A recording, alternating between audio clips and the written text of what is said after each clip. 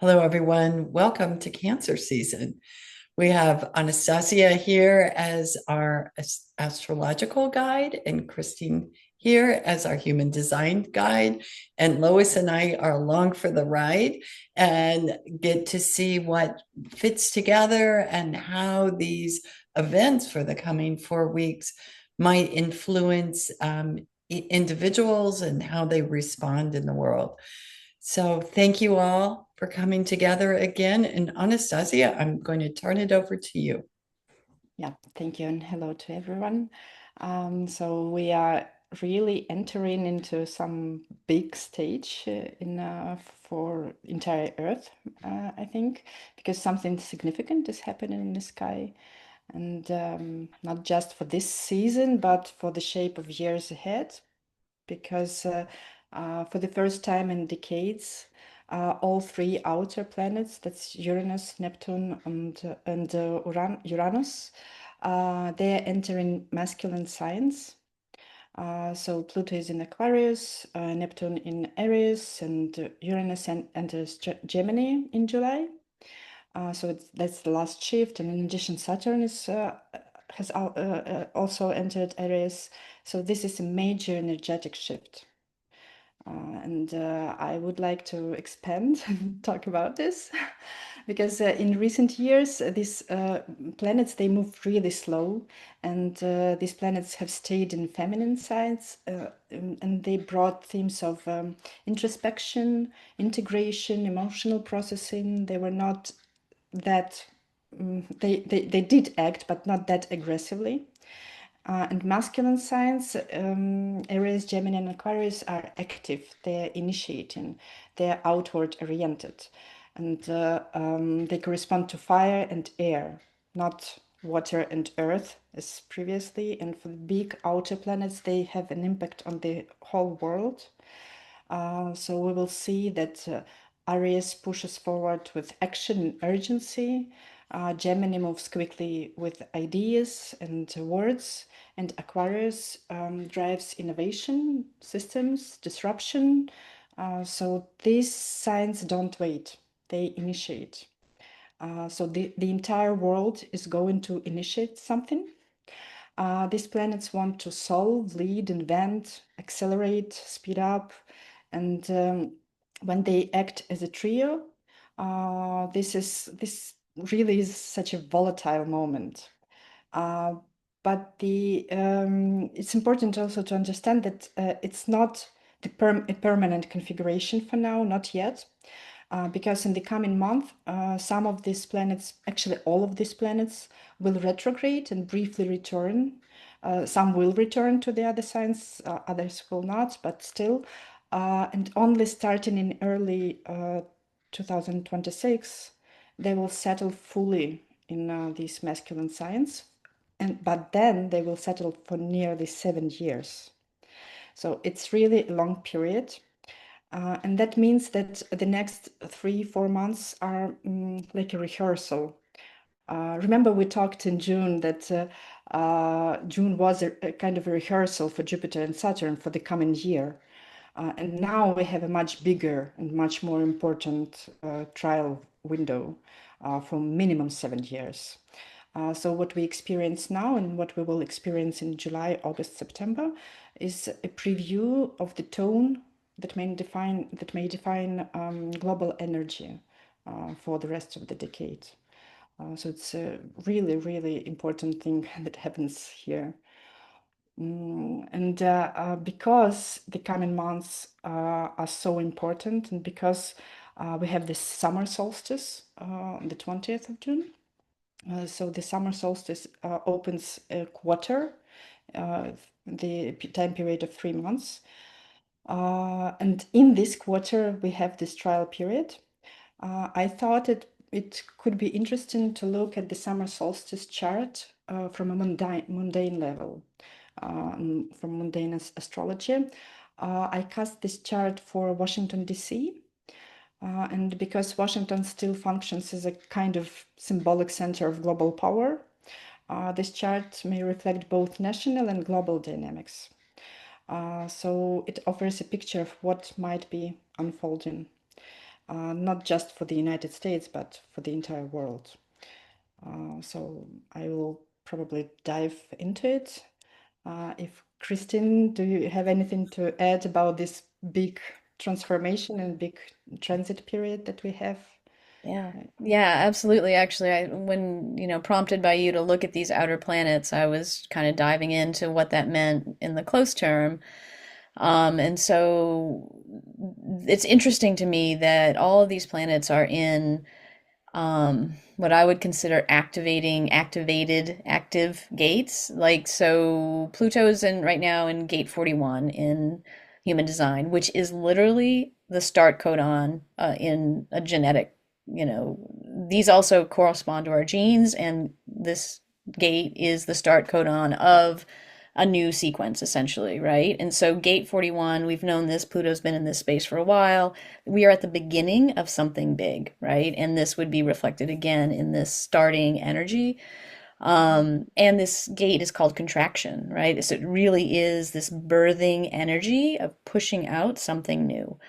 Um, and so that I think aligns perfectly with what you were saying. And then Neptune and Saturn are both in gate 25, which in human design is the gate of innocence, right? Which is really a lovely, it's a beautiful energy, I think, but it's also part of the channel of initiation, right? So it is here to initiate us into some new way of being. And then Uranus is in gate 8 right now, and it's very quickly going to move into gate 20, both of which are very strong individual energies, creative energies, right? Very much about our self-empowerment and about our own creative expression, right? So when I look at all of those at the detail level, I think that's pretty spot on to what you were saying, very aligned. Also, when I pull back a bit and I look at they are each either a collective or an individual energy in our design, right? And so there's no tribal energy at all in these outer planets. So this thing that we used to be doing about coming together as a tribe and making things happen in for for the people that are close in to us and really focusing on this small group, there's no energy for that right now, right? Like it's all about self-empowerment and about sharing and empowering the collective. So, and I think that theme continues on for quite some time from a human design perspective. There's almost no tribal energy in our upcoming few months from a transit, specific aspect. So I thought that was really interesting. Yeah, that sounds interesting. And I have a question regarding this collective. Do you Mhm. mean we have this individual and then mass, Yes. yeah. Yeah, yeah, like the broader humanity, right? So we have this individual, our own thing, the tribal, ourselves, our family, our close in people, and then the collective is the broader Yeah. humanity. Yeah. Okay. Yeah, that's very much in line with what we can say from astrology. Yeah, I love it. So I wanted to check in for a minute to make sure I'm interpreting that correctly. So these changes that are being initiated, or we have the power to initiate, where we might have been focusing them on our tribe, our family, and those close to us, they will have the energy to influence a greater realm. So more on a collective level. Is that the way that you're seeing it? Yeah, I'm just seeing it myself as more like we've been so conditioned to look into our own needs and our and the needs of those very closest to us that we ignore how our meeting our needs is actually probably impacting other people getting what they need, right? Like that's kind of how I feel. This energy is much more like, look, we have enough for everyone. We can do for everyone. We no longer have to be like tight, close to this thing. We can share with everyone. And this energy is here to like, yes, everybody's needs can be met, is kind of how I see it. Hmm, Mhm. thanks. Yeah. Well, I will probably cover it later because I have something to add to this because these energies I believe they are about how we as individuals influence the collective and then the collective influences us as individuals, and it really is not about gathering in small groups and finding comfort in there. It's about fears, how I and my tribe will fit into the changing global situation. And we will see how the global situation influences each and every one of us. And it is the closest months, the first months, the Cancer months, the first months of the quarter. It is actually about the family and tribe and finding the roots and finding where to whom to hug and you know and I think we should do this in spite of these energies, because we need this resource from our roots, from our families. But this is not what the main. This is not the main energy of the period. That's how I see it as well. Yeah. Yeah, I totally agree with that. I guess all I would say is I think we're just at this point where we're expanding our idea of what family is, right? So yes, I agree. We are here to resource our people close to us, make sure they're doing well, give them a hug, but also expand this idea like, oh, if I love this person here that's close to me, they're just like this other person that's on the other side of the globe that I should also love, right? Yeah. Yeah, that's right. That's right. And it's also about the little about identity. Who am I and how do I fit? And it actually corresponds to this chart that I cast for Washington, D.C., where on the entrance of this chart in ascendant there stays Pluto, and it's a powerful symbol of transformation. And ascendant, this entrance of this chart, is about identity. So it is identity transformation. And that's what goes on nationally for the US and also worldwide, as I see it. It points to some internal crisis that a country that looks strong on the surface, but underneath is facing serious questions about who it is, who is in control, because Pluto is about control as well, and what direction this country is heading in. And but this is not just about one nation, not only about America. Around the world we may see power structures shifting, and old systems of leadership are being challenged and reshaped. So across continents we may feel this collective tension between the desire for control and the need to evolve. And this is a global moment of redefinition. And we have a long period. We have 7 years to go. So in these 7 years, everyone will feel it. Maybe not everyone immediately, but everyone will feel it, and everyone will. That's how you said it beautifully, Christian. That's I'm here, and here is my family, and there is also another person there, and we are a part of something big. We are one. Yeah. So yeah, and also if I may go further with the chart, from the economical perspective, it's also important. Economically, the chart suggests strain and uncertainty. So why I believe economics is important in this, why we should bring it up, because this is the stability on which we stand, and when we do not feel this stability, we enter the crisis, and there we have this crisis of identity, and that's the background, the economic situation. And in the US, there may be tension around debt, financial stability in general, public trust in the system, and globally, this could reflect a wider pattern as well. So, because especially economies that depend on debt consumption or decentralized systems, they might feel especially unstable right now. There is a hand of Saturn with Neptune there in this house of money, in house of finances, and they show the structures are falling. They are falling apart. So trust in institutions, in banks, governments, currencies, it may be shaking, not just in America again, but across the board. So this could also be a season where people start looking for new models of exchange. And it is, as I said, we have this trial window, so let's look what's going on in these 3 months. It doesn't mean that in 3 months we have global financial collapse, but let's see how it goes and where there is this vulnerability, and let's see to prepare for it, to see what happens next. And then there is also this chart is really it has Pluto ascendant. It's one of the major angles. We call it angles of the horoscope, and it has Uranus on this pivot, the fourth house, the house of the ground, of foundation. And Uranus is something that shakes what it touches. So there is also a powerful symbol of shaking the foundations of the nation. And in the US, this could point to deep instability beneath the surface. It's the point in the horoscope which is beneath, on which we stay.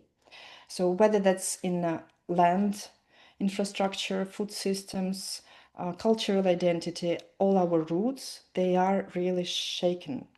They probably will be shaken in the coming 7 years. And it may also suggest these grassroots mass movements that are gaining power, and often in unexpected ways. Uranus is very hard to predict. It is a very unexpected planet.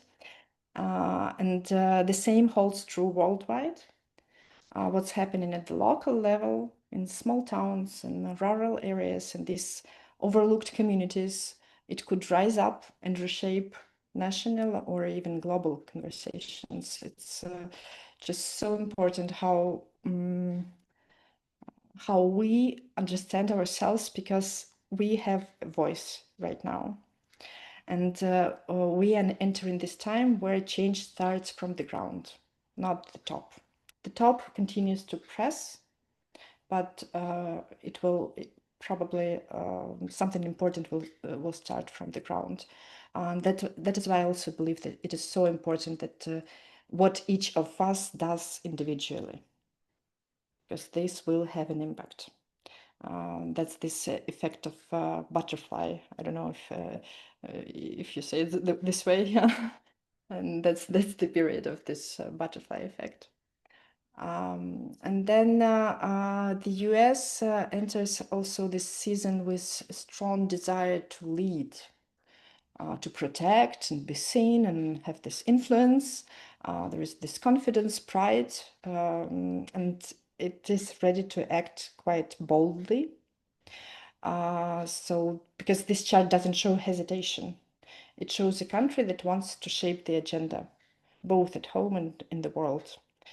And many countries as well in the world now will feel a similar urge, and they do actually already feel this, to speak loudly, to take up more space, to push for own vision. So the global tone is shifting to more action, more ambition, more voices trying to lead. And it's natural that this may lead to conflicts. And this chart also brings up something important about relationships between countries, especially where there is rivalry, conflict, or tension. So for the US, the biggest challenges this season may not come from countries that are completely different from it. I believe it's about conflicts with countries that are actually quite similar. It's like power against power. These are the countries with the same drive for power, for influence and visibility, and they are not polar opposites. That's not like light against darkness. No, it's like a mirror, and that's really true globally. The same. Many of today's major tensions and future major tensions, especially between large, powerful nations, they are not clashes between completely different worldviews, but confrontations between similar forces, similar ambitions, similar fears, similar desire to control. So yeah, of course, not every conflict is symmetrical. There are many conflicts in the world, but when we are talking about powerful countries, they are not on the bad side or on the good side. They're just afraid to recognize own mistakes and afraid to see what they are not doing right. And but they see it very well in others. And they don't like this reflection in the mirror. And that's why the confrontation. So what looks like a fight with the other may actually be a confrontation with oneself. So what we are projecting outward, that we are not ready to face in us inward. So this is a season of mirrors as well. Yeah, and individually actually the same. When we see the conflicts, then we should look at it. Am I really this good guy? Should I really fight against this bad guy, or am I really the same? Am I mirroring my so-called enemy? Yeah. Do you see, Christine, anything like this in? Yeah. Yeah, when I saw that, I assume I could run a solstice chart in human design, but I don't know how to do that. So I was like, well, I'll just run a natal chart for Washington, D.C., right? Because you can do that for anything that started, and it was started at a particular time. And so I put in that information, and what I got was pretty impressively spot on, I thought, and also mirrors a lot of what you just said. So if you looked at Washington, D.C. like a person, it is a 6-3 emotional manifestor with a triple split definition. And so if I were talking to a person who had had this chart, I would say, you're a person who wants to initiate things. You want things to be the way you want them to be. You don't want anybody in your way. You value freedom above everything else. You don't like being messed with. You want to experiment. You want to try out new things. You will probably fail a lot. You might not really think about it as failure. You might not recognize the impact you have on others. And you probably are just a bit of a bull in a china shop. Like that's what this profile kind of looks like, doing its own thing in its own way, in its own time, however it likes. And it doesn't like to be interfered with. And this chart also has this open sacral in human design, which is a signature of a person that doesn't know when enough is enough, doesn't know when to quit, doesn't know when to stop pushing, just pushes through everything, right? So I see that energy. And then another thing that I think is true from this chart is it has an undefined spleen, but it has a lot of activation, which for a person I would say, hey, you have a lot of places where you have a lot of intuitive knowing, but you don't always use it. And you act out of fear instead. You act impulsively, impetuously when you're afraid, right? And you have a defined head and ajna, and you think you're always right. You don't like other ways of doing things. You don't want to listen to how other people do things, right? So it was just really interesting because I'm like, some of this sounds familiar. You know? How do you think would this person behave in such a situation that we have now? From Yeah. what I was, Interesting yeah. question. I think two things. If they were mostly unaligned and not recognizing their own energy, which is how most people act, right? They're acting out of their shadow state. They would just do more. They would double down. They would push harder. They would push more people out of their way until they got what they wanted because they're convinced that what they want is right, not just for them, but for everybody. And that would be my guess. I don't know that for sure. Yeah, there is also in this solstice chart there is this. It suggests that for US it is important to handle tension and hidden dynamics correctly, and the way it will handle tension will shape how it is, how the reputation of the US is perceived, how it is this country.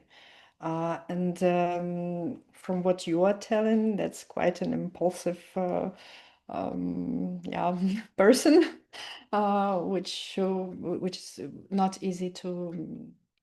It requires too much rethinking, too much internal work. But as far as I understand correctly, that manifestors are not that inclined to working internally. Yeah, it's tricky for them to look inside. Yeah, Mm-hmm. yeah. Mm-hmm. So Yeah. I want to pick up on this manifestor theme because that was the first thing I hooked on. Christine, when you shared this, is my experience and my understanding is manifestors are great initiators, not great following through. And they start things and they walk away. And that gives me a lot of reason to pause, thinking of strategies the United States has employed globally and situations that the United States have gotten into and then walked away from time and time again throughout history. That description as a manifester, I think, helps me more than anything understand what's going on. I'm a little sensitive about the 6-3 because that happens to be my my profile, but I also understand what that feels like. Yeah. Yeah. And how do they usually manage conflicts? um often they walk away. Yeah. And they often don't engage in conflict. They either win outright through brute force, and this particular chart has a heart to the throat, has a very willful, very difficult to push against energy. And so I would say this chart, it either wills itself the winner or it takes its ball and goes home. Yeah. Yeah. Because it's really important to manage conflicts now correctly and to adapt and to hold power responsibly. And it has a lot of power, so it is Yeah, a lot depends on how it yeah, manages conflicts. yeah, yeah. It actually makes me want to run the charts of other countries' capitals to see if they're what they are, to see how they might interact with this manifestor energy.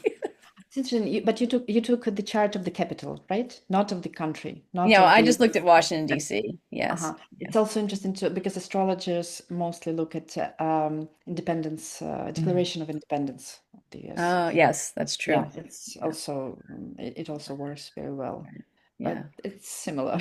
Yeah. What you are describing. Yeah.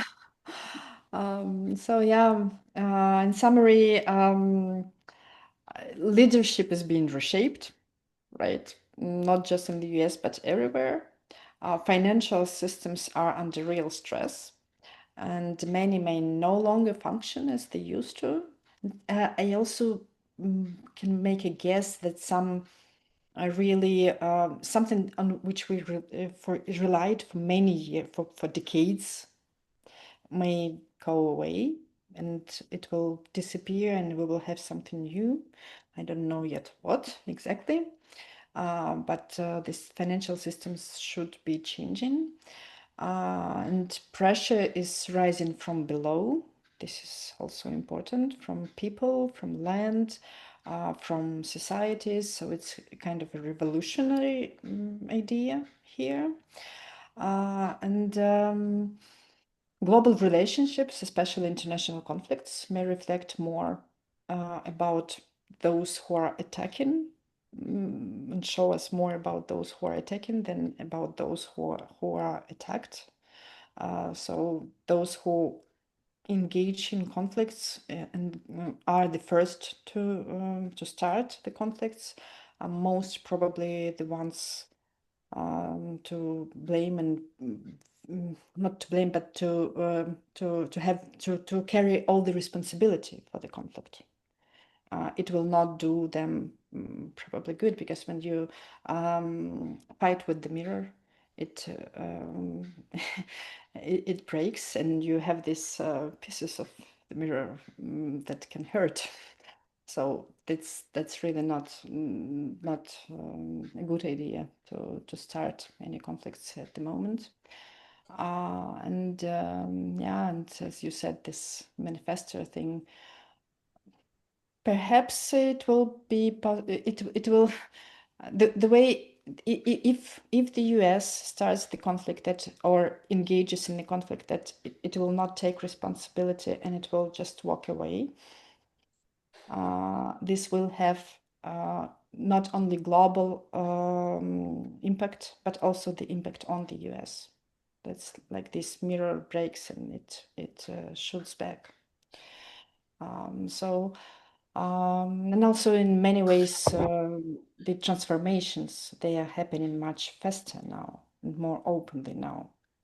So if we look for these hints that we have already seen how June went. It went quite rebellious and quite loud. So we should watch for these 3 months, and then we can more. Perhaps we will be able to predict what where does it lead? Where do we head? It feels like it's a really good time for us as individuals to be looking at where like we are or are not in alignment with this collective energy. And sort of looking at where do we stand.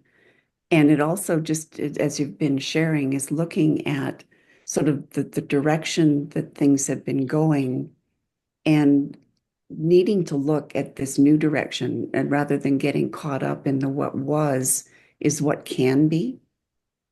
Like looking at just listening to, it's like we need to be in our way more interdependent. And like, how can we, like you said, from these grassroots levels, start to form something that's really will work? And even if it only works in isolated areas, that will build. So there's, I guess I'm just feeling like there's more impetus on us as individuals to really look at where we are and start taking a stand. Absolutely. Yeah. You know, Lois, I'd love to comment on that. I was with a group yesterday that all of a sudden I felt myself caught up, because I think this is really easy with the group think and, oh, this is terrifying. This is terrifying. And all of a sudden I thought, wait a minute, what are they saying is terrifying? And what about that is terrifying for them? And those are things that we often don't pause enough to ask. And I think this is a really good time to start practicing that. When folks make these blanket statements about something, to come back in and say, what about that is exactly making you feel that way? And help me understand a little bit more before you just jump in the boat with them, because we may end up going somewhere that isn't at all in alignment with us. Yeah. Well, and I think too about this language, right? Just the language that people use, like, oh, this is terrifying. And I'm always like, really? I think it's kind of enraging. Or I think it's, I'm incensed or whatever, right? Like there's just so much other language that we could be using as opposed to like straight up fear, right? And so I always try to pay attention to that too, like what are you terrified of, right? I agree. And is terrified the actual thing you are? Yeah.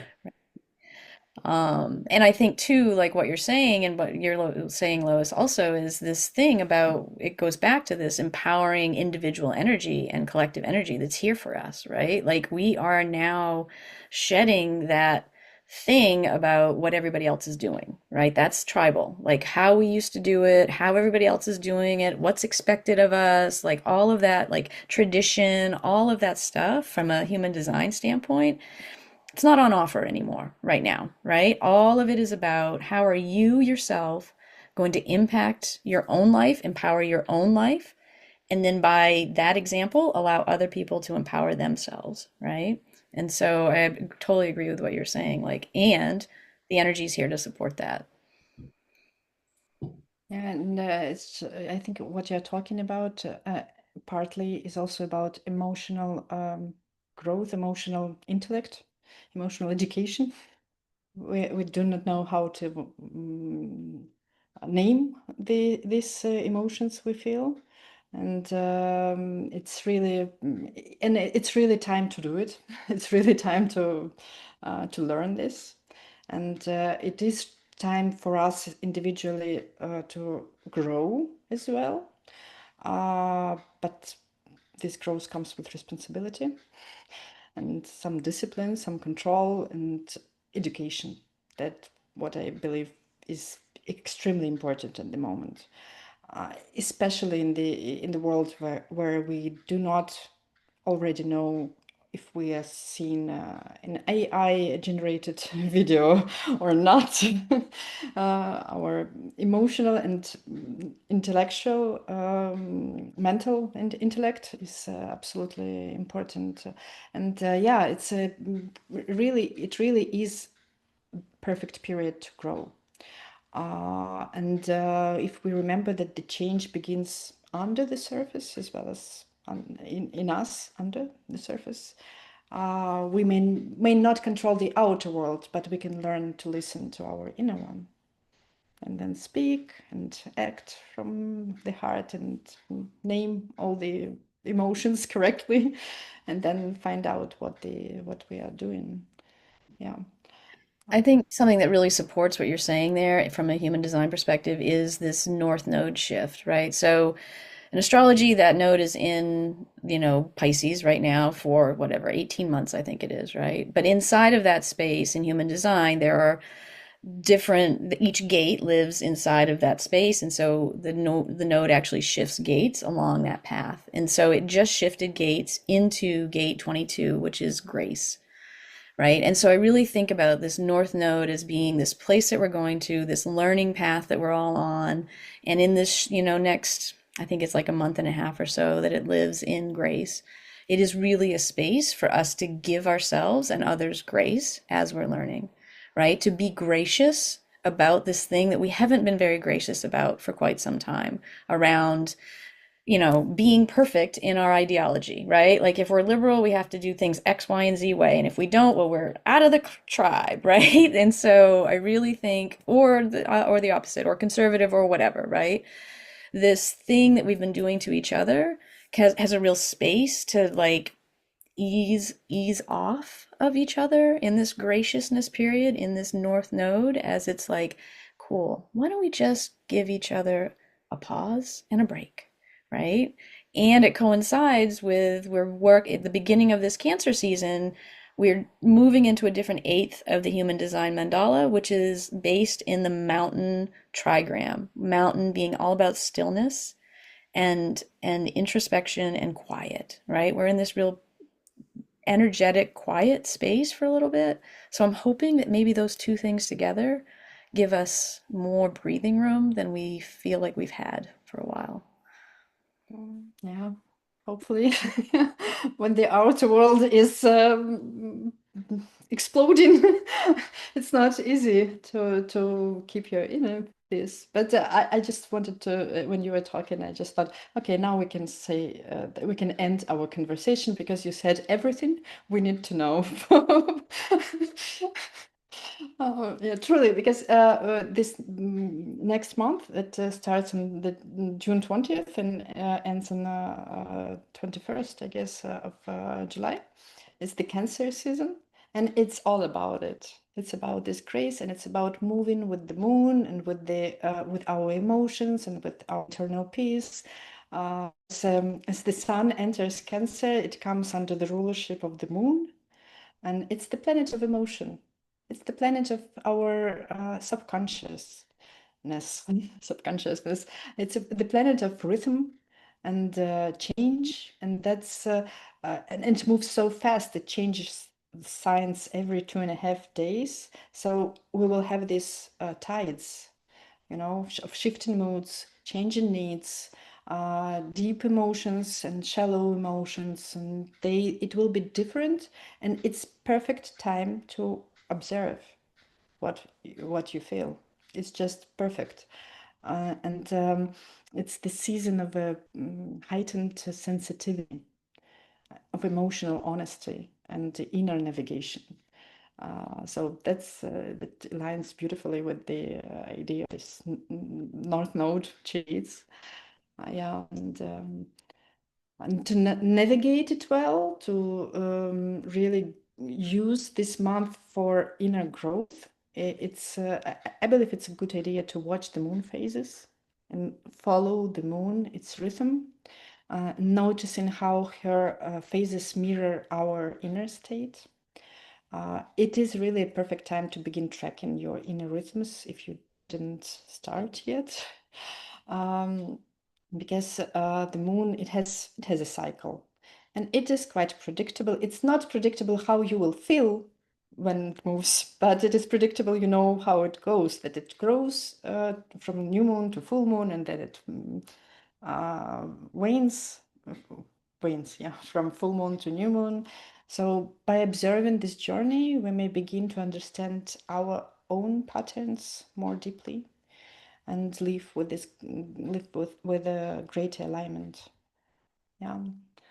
And by the way, until June 25, I guess, yeah, it's the time of waning moon. We begin with this Cancer season. We begin with the final days of the lunar cycle. And this is the end of an inner chapter, and we may feel slower, more reflective, perhaps even weary. And this is perfect time to notice what you are ready to let go of, what habits, thoughts, emotions that no longer serve.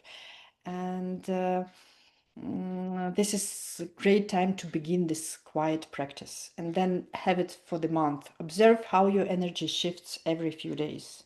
You don't need to know in which sign the moon is. It's not important. It's important how you feel during these days. To journal your moods, your decisions, your clarity, and just concentrate on self-awareness instead of self-judgment, and especially instead of judgment of others. That's I was just thinking it sounds like a perfect time for everybody to be really gentle with themselves. absolutely. Just pay attention. Yeah. That's why I said gracious, gentle. Yeah, it's we are done. We have said everything. Yeah. This is all the themes of Cancer, though, and cooking good meals and taking naps and being cozy and creating safety. So, what a beautiful way to start it. Yeah, yeah.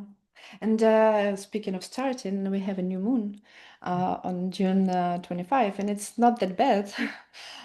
It coincides with the new Jupiter, Sun-Jupiter cycle. Jupiter conjoins with the Sun, and it starts a new yearly cycle. So it's a moment, and Jupiter is about dreams and gifts and generosity. So it's time to a moment to dream big, to have big hopes. And I do on this new moon, I would say, do set intentions.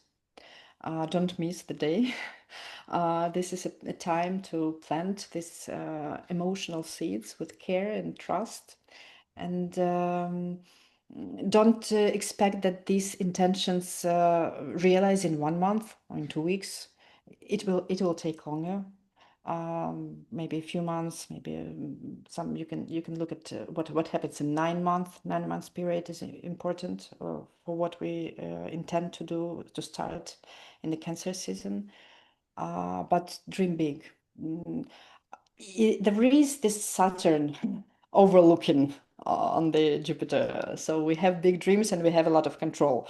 But if we dream big, we should also remember what our responsibility is for, because on the way to our dreams, we have some responsibilities, and they do not, we cannot set an intention to get to the goal without fulfilling our responsibilities. We have obligations, and we have to do them, to follow them as well. But yeah, I think it's a powerful day to plan things. Yeah.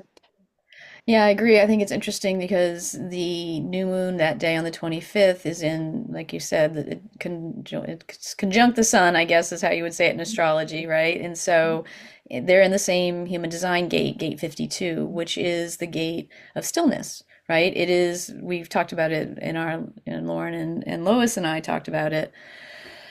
But the line names are contemplation and restraint, right? And so this is in our root center in human design. It is a fuel, it's adrenalized energy, but this is the one gate in our root center that is the fuel for stillness, right? And so we will have this energy for this moon to do exactly what you were just saying, right? Be still, be willing to contemplate, look ahead, listen to what, set some intentions, do all of those things, like probably in a way we haven't had for quite some time, right? So I think it could be very powerful.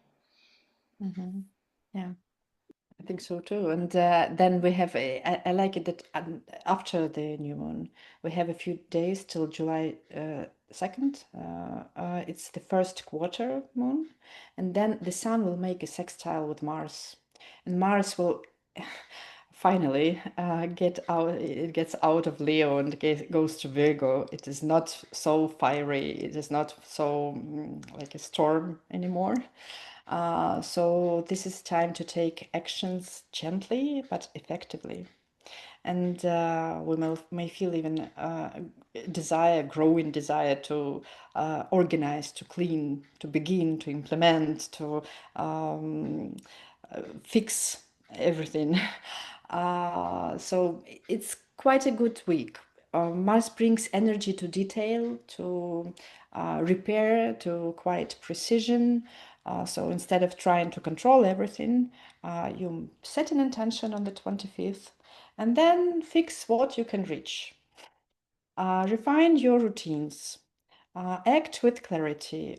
Simplify. Don't overthink. Don't go too far. You set a big intention, but then you start with small steps. And that's what I like about it, because it really, this journey to a big to something big, it always consists of small steps. It's good to start small. And it's also, yeah, it's also good for to remember. I think someone has already said this, that we should not aim for perfection, just doing one step at a time, and not trying to be perfect, and allowing ourselves not to be perfect. Just do what we can. So yeah, I like this time more or less. Yeah. Whoops, I love that. And I would also say that these transits in general are about, when you said don't try to be perfect, like there's not a lot of what we consider like logic circuitry in this human design. Like it's not about doing things well, it's about having experiences, right? So almost everything that's transiting the in the skies right now is all about that. It's about experiences. So for sure, I would double down on the perfection. It's got to go. It's not. It's not here. We're not here for that right now at all. Yeah. Yeah, and then it's also nice that afterwards we have another week, the second quarter of the moon, as moon grows fuller, and our desires grow and challenges. And this phase is all about adjusting course, about testing ideas, experimenting. Again, let yourself make a mistake. It's okay. Then we learn. And balancing our emotional needs with what reality demands. Again, with this focus on inner world, on inner emotions, on what we really feel. Emotions may intensify, but that's not the sign of something, that something is wrong. It's a sign that something is forming, something is about to appear, to be beautiful. So let yourself feel what you feel, and watch and observe where it heads, and what will unfold. So that's also a nice week. Again, in outer world we have this a lot of tension, but we can do small things, and that's what we can do. Yeah. Yeah, I think, are you talking like the week of like July 7th to the 16th? Is that the period you're talking about? July to second till 10th. Okay. All right. Well, so in there, so like the 7th to the 16th from a human design perspective, this is the one place in the all of Cancer season, where we actually have a global activation, right? So Mercury is going to be in gate 64, and that connects to the south node in gate 47. It's going to light up a channel in our head and ajna, right? And so globally, everybody's going to have a defined head and ajna between the 7th and the 16th. And so that's a place where I would think kind of what you were saying, like there's going to be this energy to think a lot about things and to be reviewing the past, right? This particular channel that's here is about like trying to make sense of things of the past, right? It's literally the gate of confusion hooking up to the gate of realization, right? So trying to, starting out, when we start out things, we're often confused, right? And there's a pressure to understand and to think through it and to make, to rationalize it in some way, to make sense of it. And so anyway, I just bring it up because it is going to be on for everyone. And there may be this, it can also carry certainty, right? And it may be false certainty. So just be aware Yeah, that you feel more certain about it, about what you're thinking, than you might ought to. yeah, that's interesting. That coincides more with the full moon that happens on July 10th. Okay. Yeah. It's really, you start experimenting, you see what's unfolding, and then finally you have this full moon, and you see, because the full moon brings light, it brings some clarification of things, and you become so certain that yes, I know what I see. But at the same time, Mars dominates the sky, especially over Washington, by the way. Because over Washington in full moon, it lands on the midheaven, so it's the highest planet. And it brings this assertiveness, urgency, this certainty. Yes, I know, and I do it, and I want to do it.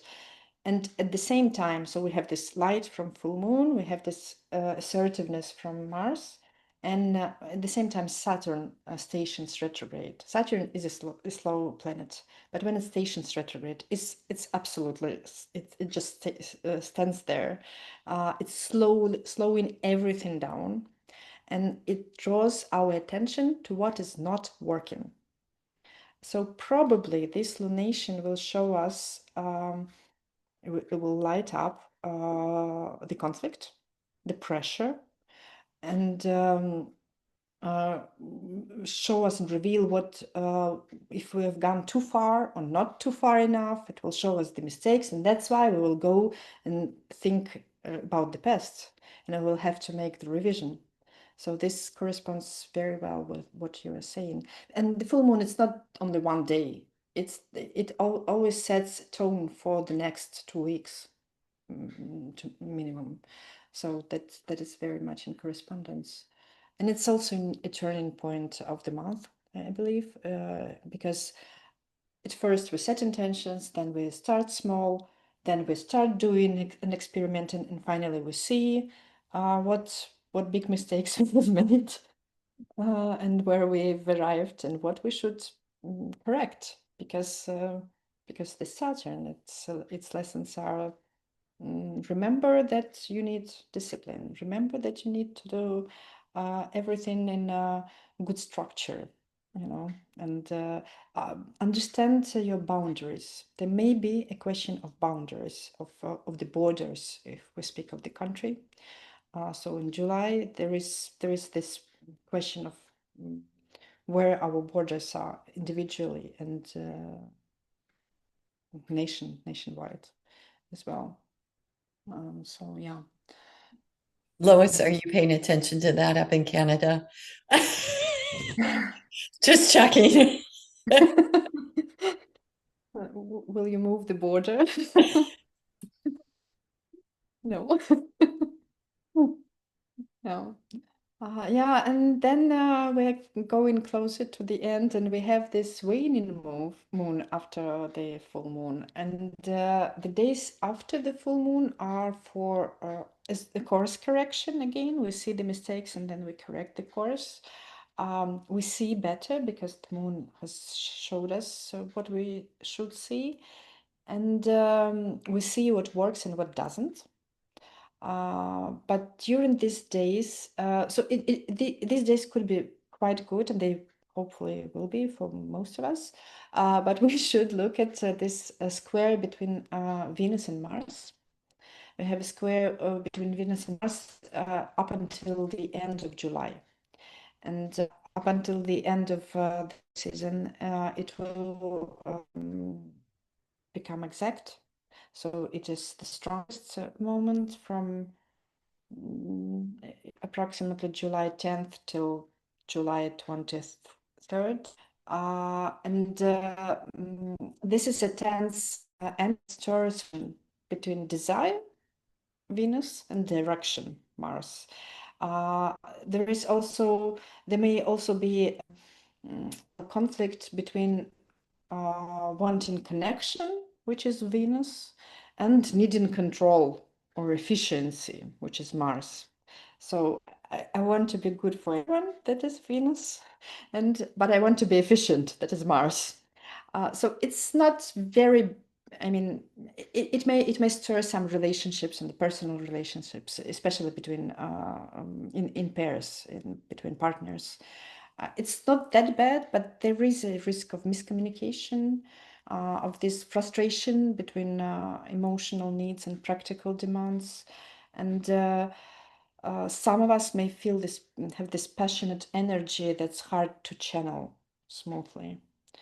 So it's just a small warning, trying not to if you know that you are too impulsive, that's the time when you can explode.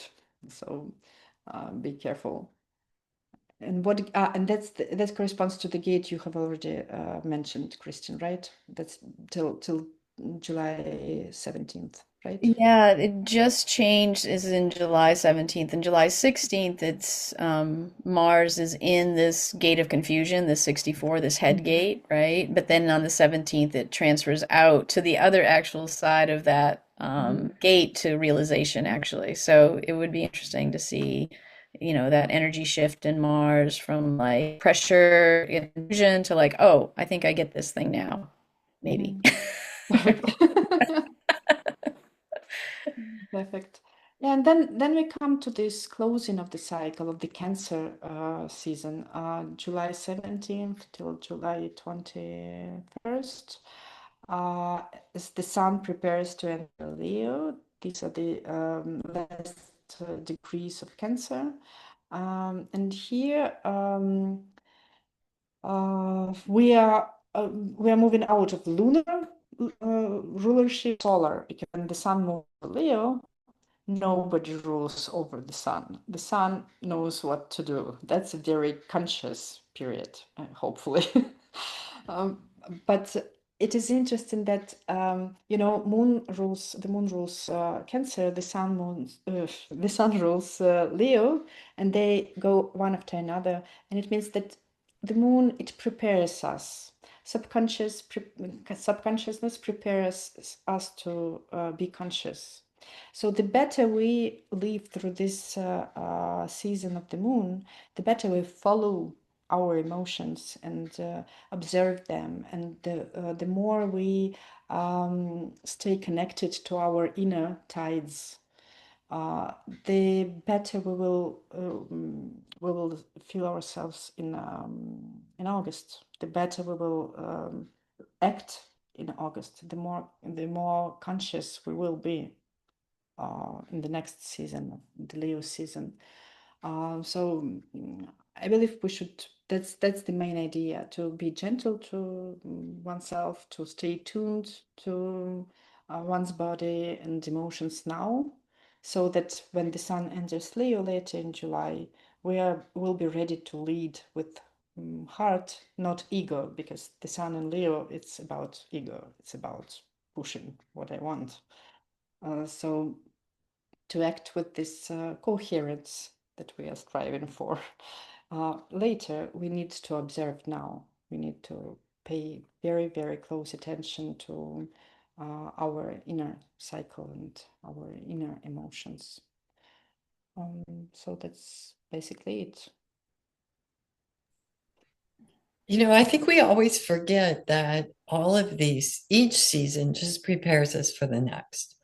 And we can often get lost in, oh, all this stuff is happening and da da da. And then, oh, it's a new season. But all the stuff is there for a reason. It's like the lessons before the next exam. And then that exam comes, and then we get the next lessons, and we're moving on. And I think it's really important for folks to remember that even when we hit these tough times, they're there preparing us for the next phase. Yeah, absolutely. Absolutely.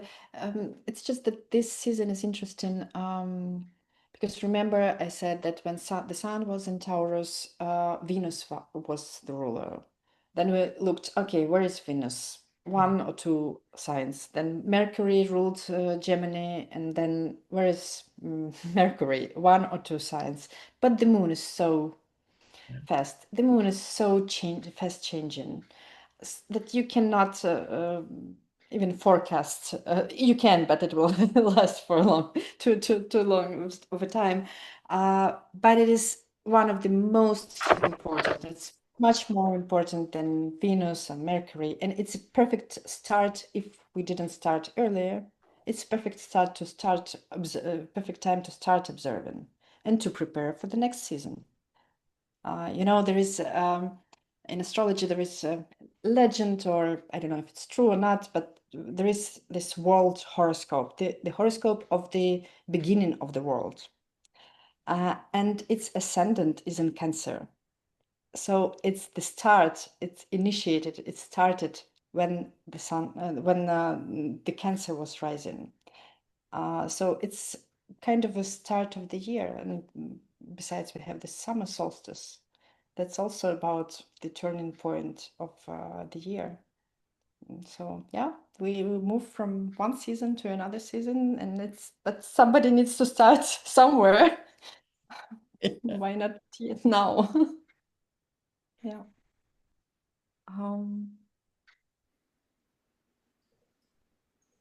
Yeah, so yeah, I believe to close it up, I would repeat that we should track our emotional cycles with the moon. And if you didn't watch moon calendars before, it's a good idea to find one on the internet and to see when the moon is waning and waxing and what it means.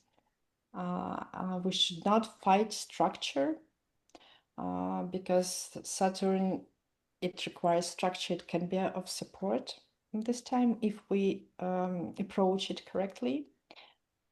We should use this small step at a time strategy during the entire month for grounded action and stay close to our body and emotional truth.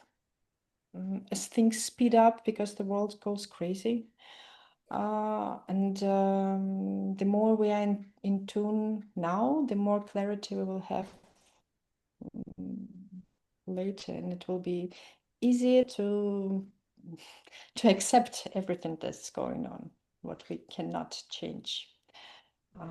So yeah, I believe this is a season to feel deeply, to choose wisely and move gently. And yeah. Yeah, I agree. I would say, just again, from human design perspective, this mountain phase that we're in for the next 8 gates is very much asking us to slow down, to stay still, to practice restraint, even though that is not at all what we're seeing in the wider world, right? And again, like, if we each did that, it's absolutely certain that the wider world would be much calmer. So there's definitely the support energetically for doing that, even though it may feel like the wrong thing to do when things seem so chaotic and out of sorts. But restraint, I think, is our strong suit in this next few weeks, for sure. Lovely. Lois, anything from you as we close up? I think one thing that stands out for me is like going back to remembering this preparatory aspect. I mean, like we're preparing going from Cancer into Leo, but also we have this period of months to sort of practice for what's coming for the long term. Mhm. And so to take advantage of it and to deeply contemplate what's the world you want. Because if something's new coming, you might as well have your input. Yeah. Yeah, lovely. Beautiful. Ladies, thank you so much. So much information in this recording. So I want to advise folks to check the timestamps, listen again and again, and I think take home those beautiful suggestions that Anastasiia is offering up. Great time to start tracking your emotional cycles and what you're experiencing with the moon. So thank you all.